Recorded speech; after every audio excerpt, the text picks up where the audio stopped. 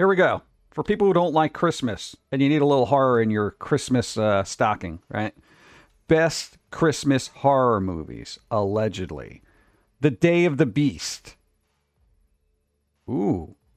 Hey, Iglesias blends Spanish and Italian horror influences into The Day of the Beast, a 1995 Christmas horror curveball that throws everything but the kitchen sink at audiences.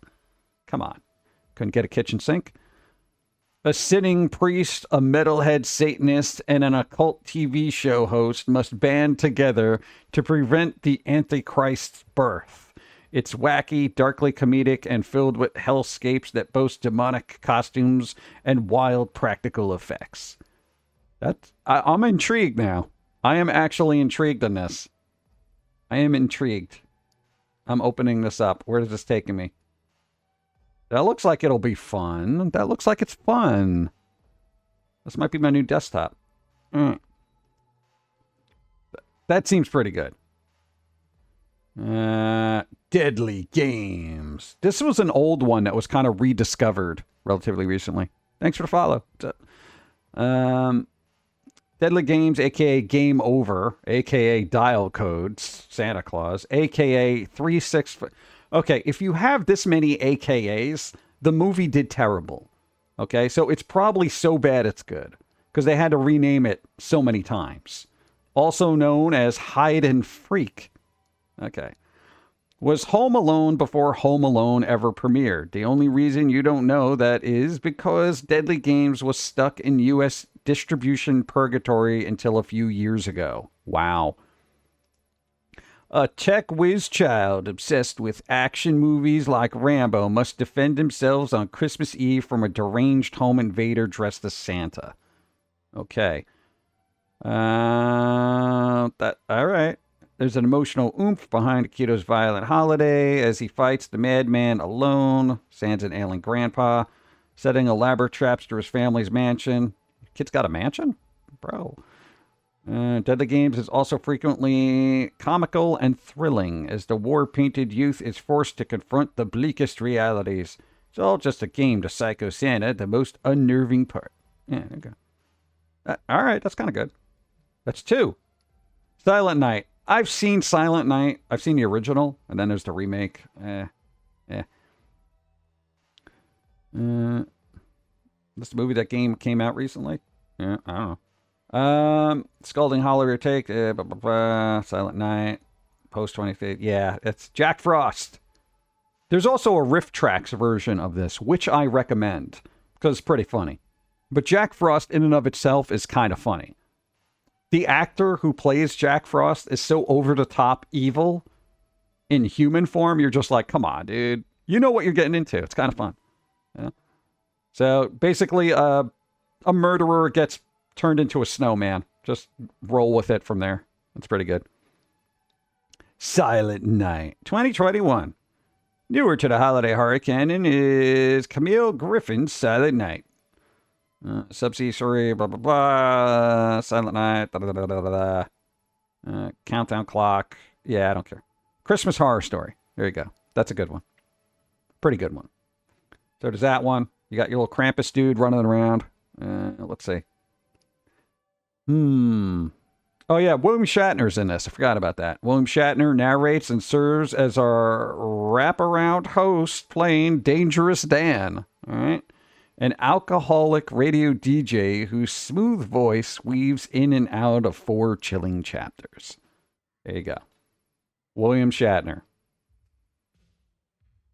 Oh, God.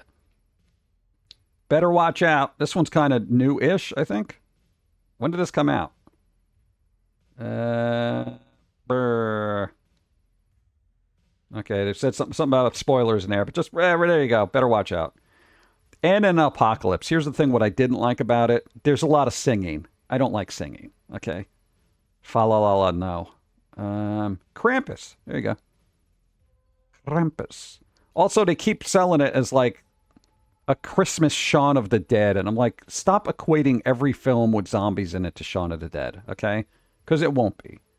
It won't be. Stop. Krampus. I love that movie. We'll see. There are 3 horror movies with Jack Frost in the title. No, there was Jack Frost 1 and 2, and then there was a Michael Keaton movie. I don't think that was a horror film. I think it was just supposed to be a comedy. If one doesn't mind musicals and any apocalypse, it's pretty funny. Yeah, I mean, it's got its moments. The music, I'm like, oh, stop. Maybe I just wasn't in the mode to hear music stuff. For as much as I like Repo the Genetic Opera and Devil's Carnival, sometimes I'm just not in the mood to hear people sing. And I'm just like, shut up.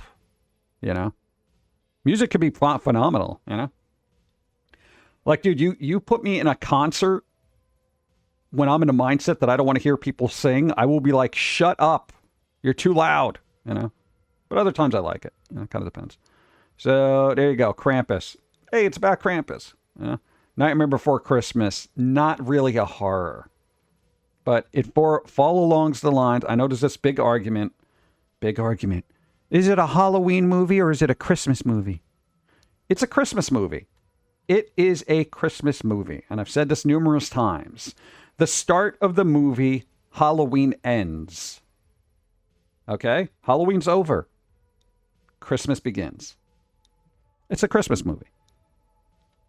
Because the film spends more time preparing and in Christmas than Halloween. So that's the thing. Black Christmas, I saw that. Movies from the 70s are hit or miss. Black Christmas was all right. I think some horror host kind of did this one. Or maybe it was another horror Christmas movie. Gremlins, technically a Christmas movie. Is Die Hard 1 a Christmas movie or no? Yes, it is. Yeah. Raven Radio, 32 months. Thank you. Appreciate it. Jack Frost with Keaton was one where a father gets reincarnated as the family snowman after his death, right? I have vague recollections of that. Maybe? Right. I don't know. Like Shaun of the Dead, but without zombies. There's been so many movies that have been equated to being like... If you like Shaun of the Dead, you'll like this. Here's the thing. I like Shaun of the Dead. Every film that somebody or some media conglomerate has recommended to me, because if you like Shaun of the Dead, you'll like this. I don't. There hasn't been one film that was like, oh, it's like, if you like Shaun of the Dead, you'll love this. There hasn't been one film. Not one. Because if you compare it, that's the starting point for me.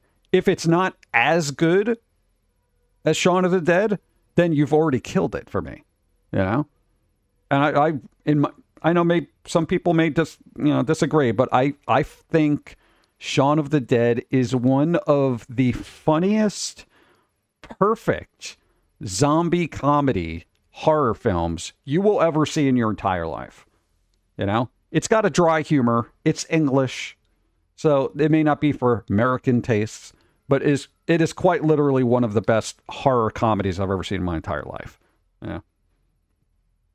People are going to be like, well, what about Return to the Living Dead? That was good, but it wasn't Shaun of the Dead. Yeah. Shaun of the Dead has... The writing in that is so sophisticated, it's amazing. There's callbacks, foreshadowing, all that stuff. Yeah. But yes, Gremlins is a thing. And so is Die Hard. Die Hard's definitely a thing, which is not on the list. Another thing I've said numerous times, literally John McClane goes to the Nakatomi Plaza because of a Christmas party. That's literally, it may not be Christmas, but it's definitely Christmas adjacent. I mean, people aren't opening up gifts or anything, but it's there. Saw it again a few months ago, and there's still some jokes I missed. Yeah, that's right. Dude, it's Shaun of the Dead. You could rewatch that several times and be like, oh my God, now I get it. Because if you watch it the first time, then you get all the foreshadowing comments and stuff like that. And there's so many callbacks that it's amazing to watch that. I want to say scene juggling in that script. It's done really well. That's like masterclass writing there.